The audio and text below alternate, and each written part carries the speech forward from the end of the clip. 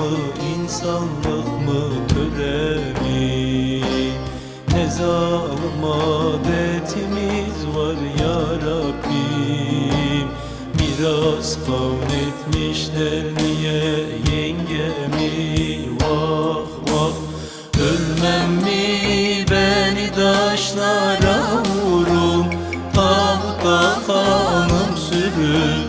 Aynı tabut içinde kardeşime götürün. Aynı tabut içinde kardeşime götürün. Vah vah, ölmem mi beni taşlara vurun, tabuta kanım sürün. Aynı tabut içinde kardeşime götürün.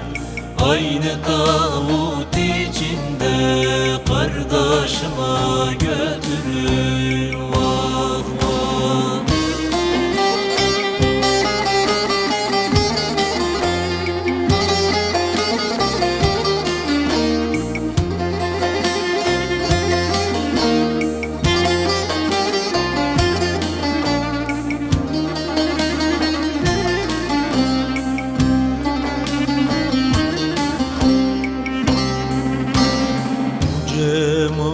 Ateşim dostum gitmesin.